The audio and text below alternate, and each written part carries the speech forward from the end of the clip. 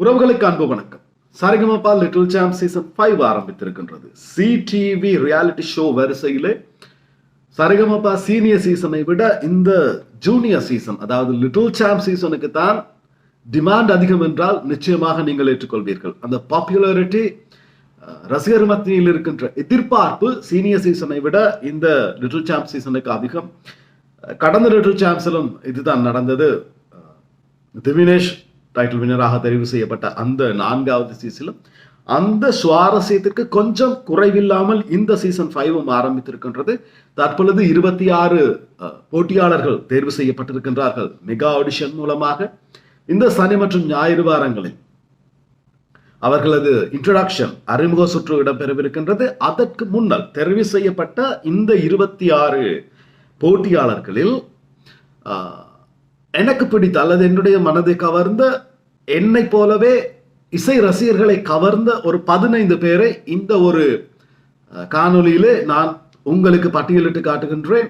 இந்த என்னுடைய வரிசை உங்களையும் கவர்ந்திருந்தால் கமெண்ட் செக்ஷனில் மறக்காமல் அவர்களுடைய பெயரை பதிவிட்டு போங்கள். உங்களுக்கு யாரை அதிகமாக பிடித்திருக்கின்றது என்று. இதில் நான் சொல்கின்ற வரிசை, அதாவது லாஸ்ட் டாப் 12 இவர்கள் தான் வருவார்கள் என்ற அந்த ஒரு காரணம் அல்ல. இந்த ஒரு, அதாவது 15 பேரை நான் குறிப்பிட்டிருக்கின்றேன். இந்த 15 பேரும் சிறப்பாக இந்த ஒரு சீசனிலே செயல்படுவார்கள் என்ற ஒரு நம்பிக்கை தான். தொடர்ந்து என்னுடைய சேனலை சப்ஸ்கிரைப் செய்து பார்க்கின்ற என்னுடைய நண்பர்களுக்கு நன்றி. சப்ஸ்கிரைப் செய்யாத நண்பர்கள் தயவு செய்து இந்த காணொலி உங்களுக்கு பிடித்திருந்தால் சேனலை சப்ஸ்கிரைப் செய்து என்னை சப்போர்ட் பண்ண மறக்க வேண்டாம். தொடர்ந்து பேசுவோம். ஓகே, மை ஃபர்ஸ்ட் சாய்ஸ், என்னுடைய முதல் தெரிவு மோக்ஷிதா. ஏனென்று சொன்னா, மோக்ஷிதா தெரிவு செய்த பாடல் மாலை பொழுதின் மயக்கத்தினிலே என்ற பாடல் பலமையாக எந்த ஒரு ரியாலிட்டி ஷோவிலும் ஒரு ஃபைனல்ஸ் நெருங்கும் பொழுது எந்த ஒரு போட்டியாளரும் கையில் எடுக்கின்ற ஒரு ஆயுதமாக பார்க்கப்படுகின்ற ஒரு பாடல் தான் இந்த மாலை பொழுதின் மயக்கத்திலே. அந்த பாட்டை இந்த ஒரு குழந்தை மெகா ஆடிஷனுக்கு தெரிவு செய்திருந்தால் இனிவரும் சுற்றுக்களில் இந்த குழந்தை எந்த பாட்டெல்லாம் பாட போகின்றது என்ற ஒரு பயங்கர எக்ஸ்பெக்டேஷன் எனக்குள்ளே தோன்றியது. First choice is Mokshitha. இரண்டாவது எங்களுடைய மண்ணின் மகள் வர்ஜா. வர்ஜா திருகோணமலையிலிருந்து கலந்து கொண்ட சரிகமபாவுக்கு கிடைத்த இன்னும் ஒரு ஜெம். எங்களுடைய ஸ்ரீலங்காவிலிருந்து சபேசன் ரனரப்பாக தெரிவு செய்யப்பட்டார். நிச்சயமாக வர்ஜாவும் கடைசி அந்த 6 பேருக்குள் இருப்பார் என்பதுதான் என்னுடைய தற்போதைய ஒரு எதிர்பார்ப்பு. அது அவ்வாறு நடக்க வேண்டும் என்பது பிரார்த்தனையும் கூட. வர்ஜாவை பொறுத்த அளவிலே மல்லிகையை மல்லிகையை தூதாகி போ என்ற பாடலை பாடினார். மிக மிக அருமை. அந்த பாடலை விட சரிகமபா நடுவர்களுக்கும் அந்த ஜூரிஸுக்கும் சரிகமபா ரசிகர்களுக்கும் ஒரு பிடித்தமான பாடல் இருக்கின்றது. மன்னவனை அழலாமா கண்ணீரை விடலாமா. இந்த பாடலை ஆரம்பத்தில் ரிக்ஷிதா பாடியிருந்தார், அதற்கு பிறகு யோகஸ்ரீ பாடியிருந்தார். தற்பொழுது இந்த பாடலை, மன்னவனை அழலாமா பாடலை ஒரு சின்ன போர்ஷன் வர்ஜா பாடி காட்டினார். மிக மிக அருமையாக இருந்தது. ஸோ வர்ஜாவையும் நாங்கள் லாஸ்ட் வரை எதிர்பார்க்கக்கூடிய ஒரு கண்டஸ்டன்ட் ஸ்ரீலங்கனை கண்டு சொல்கின்றேன். Right, okay. மூன்றாவது விஷ்ணுவர்தன். இன்னும் ஒரு ஆச்சரியப்பட வைத்த ஒரு சிறுவன். விஷ்ணுவர்தன் செலக்ட் பண்ணின பாடல் 1000 நிலவேவா. இந்த 1000 நிலவே பாடலும் கூட வளமையாக ஒரு போட்டியாளர் இறுதிச் சுற்றுக்களை நெருங்கி வரும் பொழுது தேர்வு செய்யப்படுகின்ற ஒரு பாடல் எங்களுக்கு தெரியும். இதற்கு முன்னர் நடந்த சீசன்ஸில் அவ்வாறு தான் நடந்திருக்கின்றது. ஆனால் விஷ்ணுவர்தன் 1000 நிலவே பாடலை மிகச்சிறப்பாக பாடியிருந்தார் தன்னுடைய இந்த மெகா ஆடிஷனிலே. அந்த பாடலை தவிர்த்து இன்னும் ஒரு பாடல் பாடி காட்டு என்று சொல்லும் பொழுது அங்கேதான் ஆச்சரியம் நிகழ்ந்தது, ஒரு அதிசயம் நிகழ்ந்தது என்று கூட கூறலாம். அடியே என்ன நீ எங்க கூட்டி போற, 2 பாடல், அந்த டைப் ஆஃப் சாங், 2 ஜென்ரா. உண்மையில் விஷ்ணுவர்தனுடைய அந்த பயணம் நிச்சயமாக இந்த சீசனை பொறுத்தளவிலே மிக பெரிதாக இருக்கும். அடுத்தது பிரதீக்ஷா. ராமநாதபுரத்திலிருந்து வந்து கலந்து கொண்ட போட்டியாளர். ஸ்ரீரங்க ரங்கநாதனின் பாதம் என்ற பாடலை பாடியவர். இந்த சிறுமியும் கூட அந்த ஸ்ருதி சுத்தமாக, வார்த்தை தெளிவோடு, அனைத்து அசைவுகளோடும் அந்த ஒரிஜினல் எவ்வாறு இருந்ததோ அதே போன்று இருந்தது இந்த பிரதீக்ஷா பாடும் பொழுது. அடுத்த 5வது ஜினாஜ். இந்த ஜினாஜ் கிட்ட என்னை கவர்ந்த விடயம் என்னவென்று சொன்னால், முன்பனியா முதல் மலையா பாடலை பாடினார்.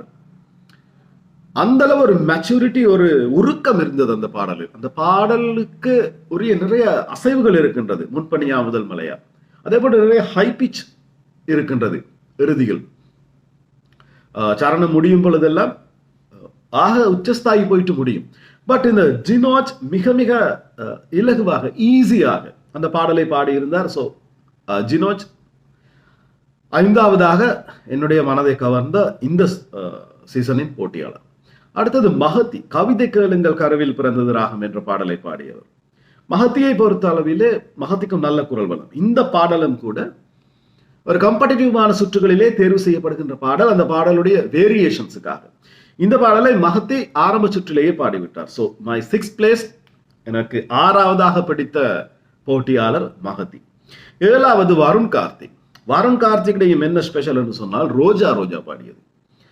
இந்த பாடல் கூட உங்களுக்கு தெரியும், இதற்கு முன் நடந்த ஒவ்வொரு சீசனிலும் இந்த ரோஜா ரோஜா பாடலை பாடுபவர் ஜூனியர் சீசனிலாக இருக்கட்டும், சீனியர் சீசனிலாக இருக்கட்டும், அந்த ஃபைனல்ஸுக்கு போகின்ற ஒரு தருவாய் இருக்கும் பொழுது இந்த பாடலை தேர்வு செய்வார்கள். என்ன சொன்னால் ஹை பிச் எல்லாம் அந்த அளவுக்கு இருக்கின்றது, அசைவுகள் அந்த அளவுக்கு இருக்கும். ஒரு இனிமையான பாடல், பாட கஷ்டமான ஒரு பாடல். இந்த பாடலை வருண் கார்த்திக் மிக சிறப்பாக பாடியிருந்தார். ஸோ எனக்கு பிடித்த 7வது போட்டியாளர் வருண் கார்த்திக். 8வது கனிஷ்க், ரொம்ப பிடித்திருந்தது. காரணம் என்னவென்று சொன்னால் அவனுடைய அந்த ஒரு துடுக்குதனம். கொஞ்சம் ஓவராக பேசினாலும் கூட கியூட் பாய். சொர்க்கம் பதிவிலே பாடினார்.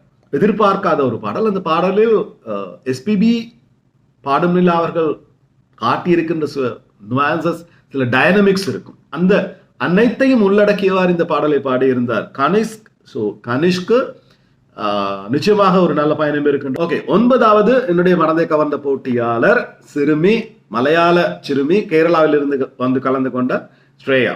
ஸ்ரேயா பாடியது பூவே பூச்சுடவா பாடல் மிக அருமையாக இருந்தது. அடுத்தது 10வது இடம், 10வதாக என்னை கவர்ந்த போட்டியாளர் சுமன் ராஜ். சுமன் ராஜ் பாடியிருந்தது ஆறுமது ஆலம் அல்ல என்ற பாடல். இந்த சுமன் ராஜில் எனக்கு பிடித்த விஷயம் என்னவென்று சொன்னால், சுமன் ராஜுடைய அப்பா எந்த அளவுக்கு இமோஷனல் ஆகினார் என்று சொன்னால், உணர்ச்சி வசப்பட்டார் என்று சொன்னால், இந்த மகனுடைய காலில் விழுகின்ற அளவுக்கு உணர்ச்சி வசப்பட்டார். ஏனென்றால் அவருக்கான வாய்ப்புகளை அவரது அந்த ஒரு பதட்டத்தினால் தான் இழந்து விட்டதாகவும் அதனை மகன் நிரூபித்து காட்டியதாகவும் அவர் மேடையிலே குறிப்பிட்டார். ஆனால் இந்த சுமன்ராஜ் ஆறுமது ஆலமல் என்ற பாடலை பாடும் பொழுது மிக மிக கூலாக, எந்த தங்கு தடையின்றி அந்த பாடலை பாடிவிட்டார். ஸோ என்னுடைய 10வது நான் விரும்பிய போட்டியாளர், மனம் கவர்ந்த போட்டியாளர் சுமன்ராஜ். 11 தன்வி, ஊட்டியிலிருந்து வந்து கலந்து கொண்ட சிறுமி, தாய் வெளிநாட்டில் வேலை பார்க்கின்றார். கண்ணம்மா கண்ணம்மா அழகு பூஞ்சிலை என்ற பாடலை பாடியிருந்தார். தன்வியினுடைய குரல் வளமும் என்னை கவர்ந்திருந்தது. ஸோ தன்வி என்னை கவர்ந்த 11வது போட்டியாளர். 12வது போட்டியாளர் அஸ்வின், கட்டவண்டி கட்டவண்டி பாடலை பாடினார். அந்த பாடல் மட்டும்தான் பாடினார். அடுத்த, அதாவது மெலடி சாங்ஸ் எல்லாம் எப்படி இருக்கும் என்று தெரியாது. ஆனாலும் அந்த கட்டவண்டி கட்டவண்டி பாடலை பாடும் பொழுது இந்த அஸ்வின், இந்த சிறுவனுக்குள்ளே ஒரு நல்ல உற்சாகம் இருந்தது. ஸோ அதனால் இந்த சிறுவனும் என்னுடைய மனதை கவர்ந்தான். 12வது போட்டியாளராக 13வது லிக்கித், அந்த வானத்தை போல மனம் படைத்த மன்னவனே என்ற பாடலை பாடிய சிறுவன். லிக்கித்தை பொறுத்த வரைக்கும் வயதை மீறிய ஒரு மெச்சூரிட்டி காணப்பட்டது லிக்கித்தனுடைய செயல்பாட்டிலே. தாய் தான் அவனுக்கு குரு. லிக்கித், அதாவது ஒரு விஷயம்தான், லிக்கித் அந்த பாடலுக்கு வழங்கிய அந்த ஒரு உணர்வு வந்து செயற்கையாக கொடுக்கப்பட்டதா இல்லை உண்மையிலேயே லிக்கித்துடைய டைப் அது தானா என இனிவரும் போட்டிகளில் தான் நாங்கள் பார்க்கலாம்.